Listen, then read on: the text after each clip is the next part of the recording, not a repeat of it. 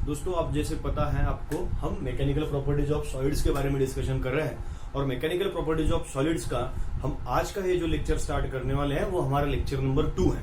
इसके पहले लेक्चर में हमने क्या किया था, हमने इलास्टिसिटी और प्लास्टिसिटी इन दोनों में का डिफरेंस हमने नोट कर लिया था और इन दोनों टर्म्स को हमने अच्छे से एक बार क्या कर लिया था, समझ लिया था।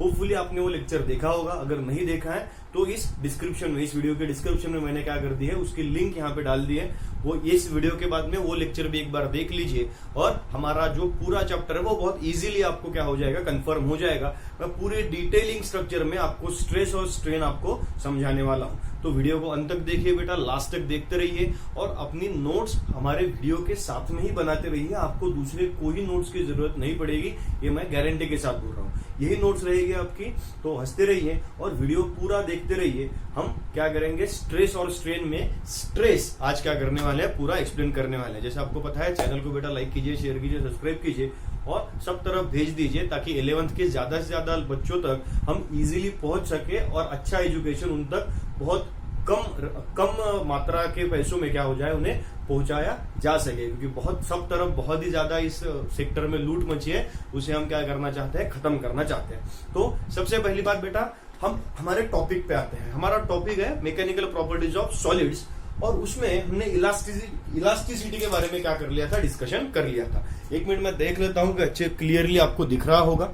ओके, अगर आपको अच्छे से दिख रहा है तो कमेंट सेक्शन में लिखते रहिए ताकि हमें अच्छे से समझ में आ जा सके। हमने इलास्टिसिटी के बारे में क्या सोचा था कि elasticity is a property by which body will regain its original dimensions by as soon as the deforming forces are removed। यानी जैसे हमने बॉल कंसीडर किया था, ये देखिए हमारे पास एक बॉल है, इस बॉल को हमने क्या कर लिया, ये अप्लाई कर दिया, डिफॉर्मिंग फोर्स तो बॉडी का हो गया, शेप चेंज हो गया, साइज चेंज हो गई और as soon as the deforming forces are removed body कैसे आ रही है, ओरिजिनल डायमेंशंस पे तैयार हो जा रही है। तो इस बॉडी को मैं क्या कहूंगा, इट इज इलास्टिक बॉडी।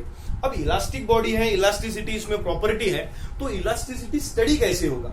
तो इलास्टिसिटी का स्टडी बेटा दो पैरामीटर्स पे किया जाता है, दो बेसिक पैरामीटर्स पे किया जाता है। First parameter is your stress and another parameter is strain. Strain हम अगले वीडियो में देखेंगे, आज के वीडियो में हम कंप्लीट करने वाले हैं एक टॉपिक जो है स्ट्रेस। अब ये स्ट्रेस और हमारा जो फिजिकल स्ट्रेस होता है, किसी को एग्जाम का स्ट्रेस होता है, उस स्ट्रेस के इसकी कोई रिलेशन इसका नहीं है। ये स्ट्रेस कंप्लीटली अलग है बेटा और ये जो स्ट्रेस है वो हमें इजीली समझ जा सकते हैं कि मैं क्या कर रहा हूं, मैं कह रहा हूं कि जब कोई बॉडी पे हम प्रेशर अप्लाई करेंगे और प्रेशर या फोर्स अप्लाई करेंगे तो कोई भी बॉडी का एक तो क्या चेंज होगा, लेंथ चेंज होगा, या उस बॉडी का वॉल्यूम चेंज होगा, या उस बॉडी का क्या चेंज होगा, शेप चेंज होगा। इससे ज्यादा तो कुछ चेंज नहीं होने वाला है। मैं फोर्स अगर अप्लाई करूंगा तो आइदर उसका क्या चेंज होगी, लेंथ चेंज होगी, या उसका वॉल्यूम चेंज होगा, या उसका क्या चेंज हो जाएगा, शेप चेंज हो जाएगा। ये तीनों चीजें 1 बाय 1 चेंज होने वाली है। जैसे मैं इस बॉल को कंसीडर करता हूं, इस बॉल पे बस जब फोर्स अप्लाई करता हूं तब इस बॉल का लेंथ जो चेंज नहीं होती है, इसका शेप चेंज नहीं होता है, बट इसका क्या चेंज हो जाता है, वॉल्यूम चेंज हो जाता है। ओके, जैसे मैं वायर है, जैसे मेरे पास ये एक वायर है, जैसे ये वायर है समझ लीजिए, इस वायर को अगर मैं फोर्स अप्लाई करूंगा तो क्या हो जाएगी, इसकी लेंथ चेंज हो जाएगी, लेकिन इसका वॉल्यूम चेंज नहीं होगा, इसका शेप चेंज नहीं होगा। जैसे मेरे पास एक किताब है, जैसे लॉक टेबल की एक किताब, इसको मैं अगर फोर्स अप्लाई करूंगा तो इसका क्या होने वाला है, इसका शेप चेंज हो जाएगा, लेकिन इसका वॉल्यूम या उसकी लेंथ चेंज नहीं होगी। यानी डिफॉर्मिंग फोर्स कौन सी चीज को अफेक्ट करता है, इस पे बहुत ज्यादा स्ट्रेस डिपेंडेंट है। स्ट्रेस को डिफाइन किया जाता है बेटा, stress is the internal restoring force per unit area of the body. यानी हम जितना डिफॉर्मिंग फोर्स, देखिए एक तो हमें पता है कि जितना डिफॉर्मिंग फोर्स है, deforming force is equals to क्या होता है, internal restoring force. Deforming force यानी कौन सा फोर्स होता है, इंटरनल रिस्टोरिंग फोर्स, क्योंकि जितना डिफॉर्मेशन होगा उतना ही बॉडी क्या करेगी, इंटरनली रिस्टोर कर लेगी बॉडी को। तो हम यहाँ पे डिफाइन करते हैं कि stress internal restoring force per unit area, यानी स्ट्रेस को डिफाइन किया जाता है, stress is equals to force per unit area, यानी इसका यूनिट मिलेगा हमें न्यूटन पर मीटर स्क्वायर और sometimes it is considered to be pascal. Pascal pressure, force upon area pressure भी हो सकता है ना। तो ये हो गया हमारा स्ट्रेस। सादी सिंपल डिफिनेशन है, एकदम एक्यूरेटली हमें पता चल जाती है what is stress. Stress is internal restoring force per unit area of the body. यानी मैं जब यहाँ पे क्या करता हूं, यहाँ पे जब मैं डिफॉर्मेशन अप्लाई करता हूं तो इस बॉडी का पर यूनिट एरिया जितना इंटरनल रिस्टोरिंग फोर्स प्रोड्यूस करता है, that is the stress of this particular body. But अब हम कहते हैं कि इस बॉडी का स्ट्रेस और इस वायर का स्ट्रेस अलग अलग होगा। क्यों? क्योंकि इस बॉडी में हम वॉल्यूम चेंज कर रहे हैं, इस बॉडी में हम क्या चेंज कर रहे हैं, लेंथ चेंज कर रहे हैं। तो स्ट्रेस को डिवाइड किया गया, स्ट्रेस को एक्सप्लेनेशन में डिवाइड किया गया तीन बेसिक पैरामीटर्स पे। जैसे स्ट्रेस है, एक है जिसे कहा गया लॉन्जिट्यूडनल स्ट्रेस या टेंसाइल स्ट्रेस भी कहा जाता है, लॉन्जिट्यूडनल स्ट्रेस। एक है वॉल्यूम स्ट्रेस या क्या कहा जाता है, बल्क स्ट्रेस। ओके, और एक है शियरिंग स्ट्रेस। अब ऐसा कैसे डिवीजन है बेटा? मैंने आपको जैसे पहले ही बोला कि अगर लेंथ चेंज हो रही है तो उसका स्ट्रेस कौन सा होगा, लॉन्जिट्यूडनल स्ट्रेस होगा। अगर वॉल्यूम चेंज हो रहा है तो उसका स्ट्रेस जो होगा वो कौन सा स्ट्रेस होगा, वॉल्यूम स्ट्रेस होगा। अगर शेप चेंज हो रहा है तो उसका स्ट्रेस कौन सा होगा, शियरिंग स्ट्रेस होगा। यानी डेफिनेशन वही रहेगी। यानी if deforming force is producing change in length of the object, then internal restoring force per unit area, it is called as longitudinal stress. If deforming force is producing change in volume of the object, then internal restoring force per unit area, it is considered to be bulk stress or volume stress.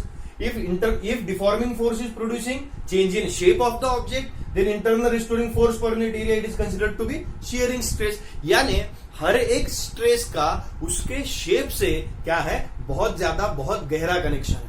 Exam में क्या आएगा, exam में अगर define stress आ गया तो हमें definition देनी है, उसका फॉर्मूला तैयार करना है। आप अभी इतने समझदार तो हो ही गए कि इसकी डायमेंशन इजीली निकाल सकेंगे। फोर्स की डायमेंशंस क्या बनेंगी, m1 L1 T-2 upon area की डायमेंशंस हो जाएगी L2। न्यूमरेटर को अगर चले गए, न्यूमरेटर को चला गया तो -1 हो जाएगा, यानी डायमेंशंस क्या लेंगे finally, m1 L-1 T-2, these are the dimensions of stress. अब हम क्या करेंगे, वन बाय वन तीनों स्ट्रेस को अच्छे से एक बार समझ लेंगे कि भाई लॉन्जिट्यूडनल स्ट्रेस क्या है, वॉल्यूम स्ट्रेस क्या है, शियरिंग स्ट्रेस क्या है, ताकि हमें अच्छे से क्या हो जाए, क्लियर हो जाए। स्ट्रेस क्लियर हो गया बेटा? कमेंट सेक्शन में लिखिए कि आगे बढ़िए। मैं आगे बढ़ जाता हूं, इसको एक बार देख लीजिए, पॉज करके लिख भी लीजिए अपने नोटबुक में। चलिए बेटा, आगे डायग्राम दिख रही होगी आपको। एक मैंने स्ट्रेस की डेफिनेशन लिए है, लॉन्जिट्यूडनल स्ट्रेस, इसे कहा जाता है टेंसाइल स्ट्रेस भी कहा जाता है। Tensile means according to length. अब देखिए डायग्राम एक बार बोलता हूं, ये रिजिड सपोर्ट है हमारा यहाँ पे।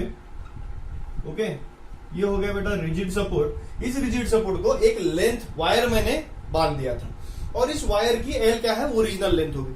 अब इस ओरिजिनल लेंथ पे हमने क्या किया, डाउनवर्ड डायरेक्शन में एक फोर्स लगा दिया। अब डाउनवर्ड डायरेक्शन का फोर्स है तो उस फोर्स को mg कहेंगे ना, mg तो फोर्स वेट है। जैसे इस वेट की वजह से क्या हो गया, इस रेड कलर की वायर में ब्लैक कलर इतना एक्सटेंशन आ गया, यानी चेंज इन लेंथ इतनी हो गई, उसका लेंथ चेंज हो गया। जब हम इस mg को निकाल लेंगे, वायर फिर से ओरिजिनल कंडीशन पे आ जाएगी, क्योंकि वायर कैसी है, इलास्टिक। लेकिन जैसे मैं इसको निकाल लूंगा तो यहाँ पे इंटरनल रिस्टोरिंग फोर्स अराइज होगा कि नहीं? ओके, और वो internal restoring force per unit area कौन सा स्ट्रेस रहेगा, लॉन्जिट्यूडनल स्ट्रेस रहेगा। ओके, क्योंकि यहां पे जो डिफॉर्मेशन है वो कैसा है, इन टर्म्स ऑफ लेंथ है। यानी मैं यहां पे डेफिनेशन क्या लिखूंगा, when deforming force produces change in length of body, then internal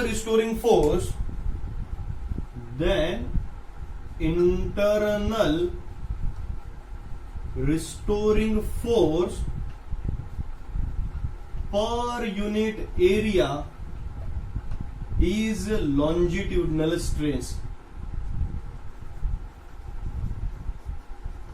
It is considered to be longitudinal stress, या हम यहां पे कहेंगे टेंसाइल स्ट्रेस। देखिए, डिफॉर्मिंग फोर्स क्या प्रोड्यूस कर रहा है, चेंज इन लेंथ। अगर वॉल्यूम चेंज कर रहा होता तो सिर्फ यहां पे डेफिनेशन में change in volume of the body, और स्ट्रेस कौन सा आएगा, वॉल्यूम स्ट्रेस या बल्क स्ट्रेस। ओके, अगर शेप चेंज हो रहा है तो यहाँ पे change in shape of the body, stress कौन सा होगा, शियरिंग स्ट्रेस। ओके, तो ये तीन स्ट्रेस बन जाते हैं। पहले इसकी डायग्राम, अब फॉर्मूला अगर हमें निकालना है, समझ लीजिए लॉन्जिट्यूडनल स्ट्रेस, मैं फॉर्मूला बनाना हूं, लॉन्जिट्यूडनल स्ट्रेस, तो तो फॉर्मूला क्या बनेगा, F अपॉन ए। अब बेटा F that is internal restoring force. F कौन सा है, जितना डिफॉर्मिंग फोर्स है उतना ही कौन सा फोर्स है, इंटरनल रिस्टोरिंग फोर्स है। तो डिफॉर्मिंग फोर्स कितना है, mg, और एरिया इस क्रॉस सेक्शन का एरिया ऑफ सर्कुलर रीजन क्या बनेगा बेटा, पाई आर स्क्वायर है ना, area is pi r square. तो यहां पे इसको मॉडिफाई करके mg अपॉन क्या लिख सकते हैं हम, पाई आर स्क्वायर, यानी यहां पे हम लिख सकते हैं इस फॉर्मूला को mg upon pi r square. Okay, ये बन गया आपका लॉन्जिट्यूडिनल स्ट्रेस। क्यों, क्योंकि longitudinal stress it is related to length of the body. अब अगर हमें दूसरा स्ट्रेस लिखना है, वॉल्यूम स्ट्रेस, तो यहां पे डेफिनेशन बन जाती है कैसे, when deforming force produces change in volume. एक भी क्वांटिटी हम चेंज नहीं करेंगे, उसको एक बार देखते हैं कैसा लिखना है। चलिए वॉल्यूम स्ट्रेस के बारे में बात करते हैं। मैंने कुछ भी चेंज नहीं किया। समझ लीजिए हमारे पास पहला एक वॉल्यूम था और पहला एक बॉक्स था जिसका वॉल्यूम था बेटा V। अब हमने क्या किया, सब तरफ से उसे फोर्स एक्ट किया, यानी इस बॉल के जैसा है। मैंने दोनों एरिया आपको समझ में आ जाए इसलिए यहाँ पे बॉल दिखा है, यहाँ पे बॉक्स दिखा है। ये आपको समझ में आ गया कि जिसकी लेंथ नहीं चेंज कर सकते उसका क्या चेंज करेंगे, हम वॉल्यूम चेंज करेंगे। ओके, तो सब तरफ से मैंने इस पे फोर्स एक्ट कर लिया और ये हो गया, डिफॉर्मेशन हो गया, छोटा हो गया, यानी डीवी। अब इसकी वॉल्यूम कितना है, डीवी हो गया। ओके, और छोड़ दिया, फिर से ओरिजिनल कंडीशन पे आ गया। तो इसका जो internal restoring force per unit area है, it is your volume stress, also referred as bulk stress. तो when deforming force produces change in, यहां पे वर्ड क्या आएगा बेटा, volume. When deforming force produces change in volume of the body, then internal restoring force per unit area it is considered to be volume stress और also referred as bulk stress. Volume stress या also referred as bulk stress. Formula इसका भी same ही आएगा, no problem formula में। यानी अगर हमने लिख लिया बल्क स्ट्रेस क्या है, what is bulk stress, it is also F upon A, it is also referred as dP that is change in pressure. dP क्या हो गया, चेंज इन प्रेशर। क्यों, तो ये सब तरफ से जब एक्ट होगा तो फोर्स अपॉन एरिया हम क्या लिख सकते हैं, प्रेशर लिख सकते हैं। वायर पे हम प्रेशर क्यों नहीं लिख सकते हैं, क्योंकि वायर के लिए, लेंथ के लिए हम प्रेशर ये वर्ड इस्तेमाल नहीं करते हैं, क्योंकि प्रेशर और वॉल्यूम ये एक साथ चलने वाले वर्ड है। प्रेशर और लेंथ एक साथ चलने वाले वर्ड नहीं है, प्रेशर और शेप एक साथ चलने वाले वर्ड नहीं है। प्रेशर और volume these are combined word, यानी प्रेशर अप्लाई किया, प्रेशर इंक्रीज किया, वॉल्यूम डिक्रीज हो गया, ऐसा वर्ड। इसका भी यूनिट हमारे पास वही आएगा, Newton per metre square, dimension भी सेम ही आएंगे, नो चेंज इन दैट। तो सिर्फ फर्क कहां पे गया, इस एक वर्ड में फर्क है। यहां पे वर्ड आ गया वॉल्यूम, वहां पे वर्ड था लेंथ। अब फिर से थर्ड स्ट्रेस में कौन सा स्ट्रेस है हमारा, यानी यहां पे मैं फॉर्मूला लिख लेता हूं, F upon A that is हम dP लिख लेंगे। What is dP, dP is your change in pressure. Third stress हम लिखेंगे शियरिंग स्ट्रेस। चलते हैं बेटा शियरिंग स्ट्रेस की तरफ। चलो एक बार शियरिंग स्ट्रेस को डिस्कस कर लेते हैं, ये भी आसान टॉपिक है। अब आप कहेंगे सर शेप कैसा चेंज होता है किसी ऑब्जेक्ट का, ये देख लीजिए। अब देखिए मैंने ABCD एक शेप कंसीडर कर लिया है। अब इस शेप पे मैं क्या करूंगा, एक फोर्स अप्लाई करूंगा इस डायरेक्शन से, इन टेंजेंशियल डायरेक्शन। अब अगर इस डायरेक्शन मैंने शेप चेंज कर लिया और फोर्स लगा दिया, समझ लीजिए this is my force, deforming force. हाँ, तो C शिफ्ट हो गया, समझ लीजिए यहां तक शिफ्ट हो गए, वो है C डैश, और D शिफ्ट हो गया यहां तक, ये हो गया D डैश। तो ये नया शेप बन गया ना बेटा हमारे लिए, ये शेप बन गया कि नहीं, तो ये तो चेंज हो गया। अब बॉडी इसको रिगेन जब करेगी तो वो कौन सा स्ट्रेस होगा, शियरिंग स्ट्रेस होगा। यानी when deforming force produces change in shape कह लेंगे, change in shape of the body, then internal restoring force per unit area it is considered to be shearing stress. It is considered to be shearing stress. क्यों, ये तो easy है, क्योंकि क्या change हो रहा है, शेप चेंज हो रहा है। शेप चेंज हो गया, फॉर्मूला बन गया हमारे पास, shearing stress is equals to, shearing stress is equals to, सीधा फॉर्मूला बनेगा फोर्स अपॉन एरिया, यूनिट इसका भी मिलेगा न्यूटन पर मीटर स्क्वायर। इसे हम प्रेशर भी नहीं कह सकते, क्यों, क्योंकि प्रेशर में वॉल्यूम चेंज होता है, तो वो रिलेटेड टॉपिक्स नहीं है। तो इसे हम mg upon pi r square भी नहीं कह सकते, क्योंकि ये फोर्स जो है जो शेप चेंज करेगा वो mg भी नहीं रहेगा। ओके, तो ये तीन बेसिक स्ट्रेस हो गए हमारे। अब ऐसे ही तीन बेसिक स्ट्रेन भी होंगे, तो अगले लेक्चर में उसे कह लेंगे, कवर कर लेंगे। होपफुली आपको समझ में आ गया होगा। 10-15 मिनट से ज्यादा मैं टाइम भी नहीं लूंगा आपका भी डेटा इंपॉर्टेंट है, मुझे पता है, बहुत ज्यादा काम रहते हैं आपको, तो उस कम डेटा में हम क्या कर लेंगे, सारे टॉपिक्स आज कवर कर लिए। स्ट्रेस समझ में आ गया होगा बेटा। चैनल को लाइक कीजिए, शेयर कीजिए, सब्सक्राइब कीजिए बेटा, 11वीं के बच्चों तक पहुंचा दीजिए। आपके बहुत सारे दोस्त हैं जो पढ़ते होंगे और जो फिजिक्स के बारे में थोड़े बहुत कंफ्यूज होते होंगे, हम क्लियर कर देंगे, नो प्रॉब्लम। तो भेज दीजिए उनको और उन्हें कहिए कि स्ट्रेस समझ लीजिए। बाकी मैं तो पढ़ाता रहूंगा, आप पढ़ते रहिए। थैंक यू बेटा।